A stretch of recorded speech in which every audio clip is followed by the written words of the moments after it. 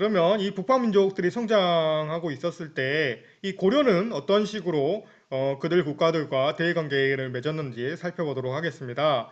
이 고려의 당시의 대외관계를 이 한마디로 표현하자면 실리외교였다고 선생님은 표현하고 싶습니다. 기본적으로 이 송나라는 이 북방민족들이 성장하고 있는 상황에서 사실은 고려에 지속적으로 이 군사적으로 자신들을 도와줄 것을 요청하게 됩니다. 근데 고려는 실은 이 송나라에게 군사적 도움은 계속 제공하지 않는 것이죠. 그리고 이 성장하고 있었던 이 요와 금과는 굉장히 이 실리적인 외교 관계를 맺게 됩니다. 그 내용을 좀 살펴보면 요는 이 송나라를 공격하기에 앞서 이 고려를 먼저 공격하게 되는데요. 총 3차례에 걸쳐 침입했는데 이 1차 때 서희가 외교 담판을 계기로 강동 6주를 확보한 거 여러분들 기억나신가요? 그리고 이 3차 침입 격퇴 후에 이 친선 관계를 맺고 조공을 하게 되는데요. 그래서 이 친선 관계를 맺고 이 조공을 했다라고 하는 건 이 고려가 이 한족 왕조이든 이민족이 세운 왕조이든 이 구분을 하지 않고 이 실력에 따라서 즉 군사력이 강한 국가에 이 조공을 했다라고 하는 것이죠.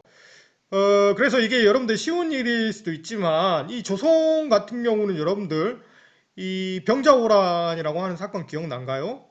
이 여러분들 이 외교 관계에 있어서 이 명분이라고 하는 것이 이 얼마나 벗어 던지기 힘든 것인지 이 병자호란의 사건을 여러분들 생각해 보면 될 겁니다. 그때 조선은 이 명분을 중시해서 실은 이 청나라의 요구 사항을 들어주지 않게 되고요. 이 청나라와 정쟁을 벌인 것이 바로 이 병자호란이라고 할 수 있죠. 그와 반대로 고려는 당시에 이 명분보다는 이 실리를 선택하면서 이 이민족이었던 이 요나라와 이 친선 관계를 맺고 조공하는 모습을 보였다는 것이죠. 그래서 스님의 해석으로는 굉장히 이 실리외교였다라고 하는 해석을 내리고 싶습니다. 물론 그렇게 평가하지 않을 수도 있겠습니다. 그리고 금과의 관계인데요. 이 금도 마찬가지로 이 송나라를 공격하기 전에 이 배후를 안정시키기 위해서 고려를 공격하게 됩니다. 이 고려는 이 금나라가 세워지기 전에 이 윤관이 별무반이라고 하는 군대를 이끌고 이 여진을 정벌해서 이 동북 구성을 축조한 적이 있습니다. 그러나 이 여진이 금을 건국한 이후에 고려는 이 여진과 군신 관계를 체결하게 되는데요. 이때도 마찬가지로 이 명분보다는 이 실리적인 선택을 했다라고 할 수 있겠습니다. 그러니까 이 이민족 왕조였던 이 금나라에게 대항하기보다는 이 금나라에게 이 신하를 자처하면서 이 평화 관계를 유지했다라고 할 수 있겠습니다. 그리고 이 송나라와의 관계는 앞서 잠깐 이야기했지만 이 친선관계는 유지합니다. 그러나 이 송나라에게는 절대로 이 군사적 지원을 하지 않게 되는 거고요. 그 이유는 사실은 이 요나라나 이 금나라를 자극하지 않으려고 했던 것이죠. 그리고 이 송나라의 관계에 있어서는 이 경제적으로 문화적으로의 교류만 유지를 하게 됩니다. 이것이 고려의 대외관계의 이 전체적인 모습이라고 할 수 있겠고요. 다음으로 일본의 대외 관계에 대해서 살펴보도록 하겠습니다. 헤이안 시대에 이 가마쿠라 막부 시기가 나오는데 여러분들 실은 우리가 일본사를 각 주제별로 이 계속 이 나눠서 배우다 보니까 여러분들이 이 전체적인 흐름을 좀 알 필요가 있을 것 같아서 이 일본사 전체의 역사를 좀 간단히만 좀 개관하고 이 대외 관계를 보려고 합니다. 일본의 역사를 이 한 화면에서 좀 정리해 보려고 하는데요. 여러분, 이 조문 시대에는 일본의 어느 시기를 이야기하죠? 그렇습니다. 일본의 신석기 시대를 이야기합니다. 여러분들 이 조문토기 기억난가요? 그래서 이 조문 시대에는 이 조문토기가 굉장히 많이 나오기 때문에 이 일본의 신석기 시대를 이 조문 시대라고 부른다고 배웠습니다. 그리고 이 조문 시대 이후에 이 일본의 야요이 시대가 전개되게 되는데요. 이 야요이 시대는 여러분들 일본의 어떤 시기라고 배웠는가요? 야요이 시대는 이 일본의 청동기 시대라고 했습니다. 여러분들 야요이 시대 때 유물 중에 이 동탁 생각난가요? 그래서 이 종 모양으로 생긴 이 청동기였죠. 그리고 이 야요이 시대는 이 야요이 토기가 많이 등장해서 이 시기를 이 야요이 시대라고 부르는데요. 이 일본의 신석기 시대의 조문 토기와는 다른 이 일본의 청동기 시대에는 이 야요이 토기가 많이 발굴되고 있습니다. 그리고 이 일본의 청동기 시대인 야요이 시대에는 이 여러 국가들이 등장하게 되는데요. 이 그중 가장 강력한 국가가 이 히미코 여왕의 야마타이 국입니다. 이 야마타이 국은 이 여러 소국들이 연맹으로 만들어진 이 국가라고 할 수 있겠고요. 이 야마타이 국은 한국의 고대 국가 중 이 가야 연맹과 이 비슷한 형태의 국가였다라고 생각하시면 좀 이해하기 쉬우실 겁니다. 다음으로 이 일본의 최초의 통일 정권이 들어선 시기인데요. 이 위에라고 하는 명칭이 바로 이 정권의 명칭에서 나왔다라고 한번 이야기했습니다. 이 시대가 바로 이 야마토 시대라고 부르는데요. 이 야마토라고 하는 일본의 이 최초의 통일 정권이 등장한 시기입니다. 그리고 이 일본에서 강력한 통일 정권이 들어섰다라고 하는 걸 보여주는 게 바로 일본의 독특한 무덤 양식인 이 전방우원분이라고 하는 것인데요. 여러분들 열쇠 모양의 무덤 기억난가요? 우리 전남 지역에서도 많이 볼 수 있다라고 했었죠. 그래서 이 시기를 이 야마토 시대라고 부르고요. 그리고 이 이후부터는 일본의 시기를 부르는 명칭이 이 어느 지역의 수도를 잡았느냐에 따라서 그 수도의 명칭으로 그 시기를 부른다라고 했었죠. 그래서 이 야마토 시기에 이 천황권이 이 강화되면서 이 새로운 정치를 펴기 위해서 수도를 한번 옮긴다라고 했습니다.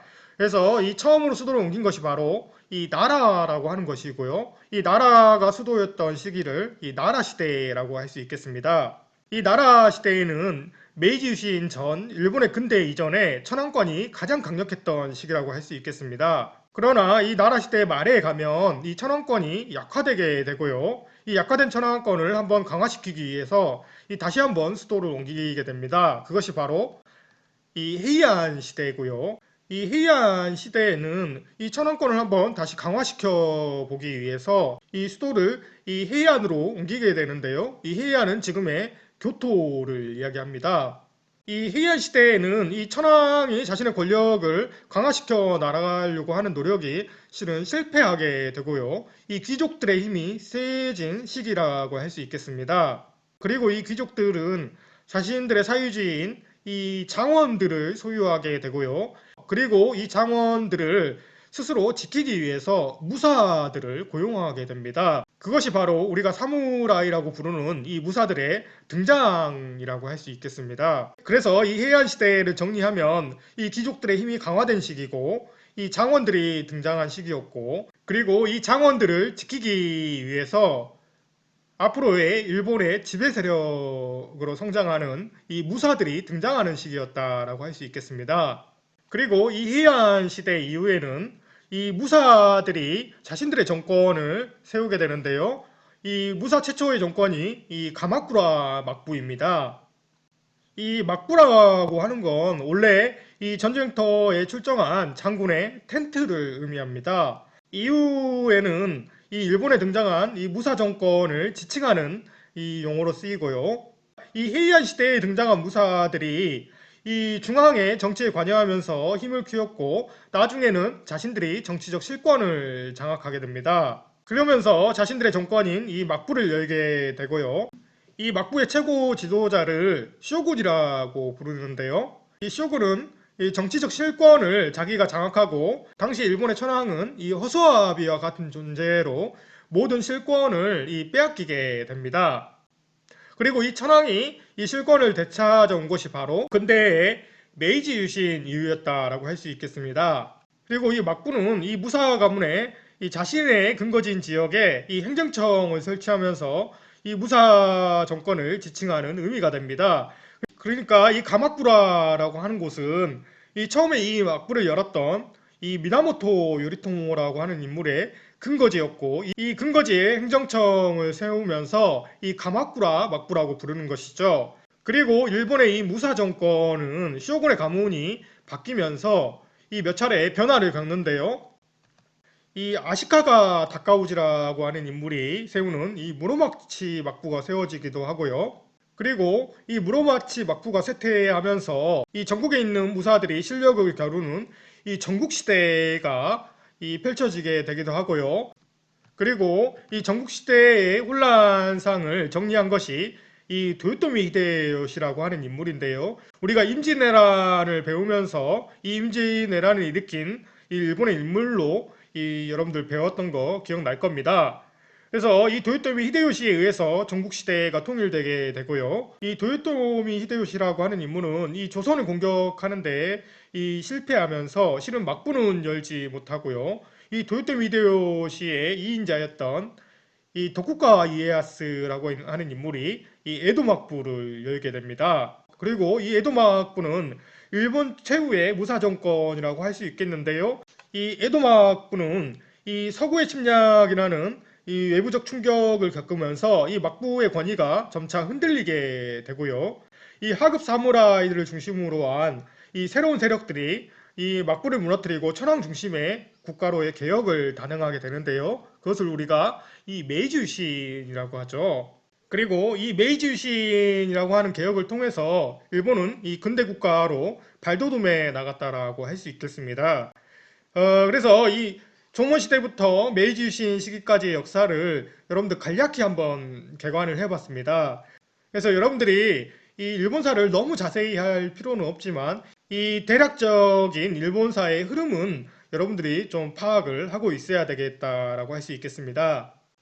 그러면 일본의 대외 관계의 모습을 살펴보면 이 해안 시대에는 기존에는 이 일본이 이 중국의 견당사라고 하는 사절들을 파견하면서 이 중국의 선진 문물을 수입했다라고 했습니다. 그러나 일본은 이 10세기 이후에 이 주변 국가의 이 국교를 단절하는 모습을 보이는데요. 이 섬나라라고 하는 일본의 특징을 살려서 이 주변 국가의 복잡한 외교 관계에 끼어들지 않고 이 송이나 고려 등과 같은 주변 국가와 이 경제적, 문화적 관계를 지속했다라고 할 수 있겠습니다. 그 사례로 이 해안 시대에는 이 송나라의 동전을 대량으로 수입해서 쓰는 그런 모습을 보이기도 합니다. 그리고 이 가마쿠라 막부는 이 12세기의 무사 출신인 미나모토노 요리토모라고 하는 인물이 이 가마쿠라의 막부를 세우고 이 천황으로부터 이 쇼군의 직함을 받으면서 시작되게 됩니다. 그러나 이 가마쿠라 막부도 마찬가지로 이 대일 관계에는 이 소극적인 모습을 보이고요. 이 고려와는 민간 교류와 문화 교류를 지속하는 모습을 보입니다. 이 지도는 일본의 막부 정권이 있었던 지역을 나타낸 지도입니다. 일본의 최초의 무사 정권이었던 이 가마쿠라 막부는 이 일본의 수도인 이 도쿄에서 차로 1시간가량 떨어진 이 가마쿠라라고 하는 지역에 위치했었고요. 그 다음에 이 무로마치 막부는 이 교토에 위치한 막부였습니다. 그리고 일본의 이 최후의 막부인 에도 막부는 일본의 현재 수도인 이 도쿄에 위치한 막부였다라고 할 수 있겠습니다. 여러분들 이 지도에서 각 막부의 위치도 꼭 여러분들이 파악하고 있기를 바랍니다. 그러면 오늘은 여러분 이 북방 민족들이 성장하면서 이 변화된 이 새로운 외교 질서에 대해서 살펴봤는데요. 이 오늘의 과제는 이 고려의 거란 여진에 대한 외교 정책을 이 본인의 관점에서 여러분들이 한번 평가해 보시고 그렇게 생각한 이유를 한번 적어 보시기 바랍니다. 그러면 오늘 수업은 여기서 마치도록 하겠습니다.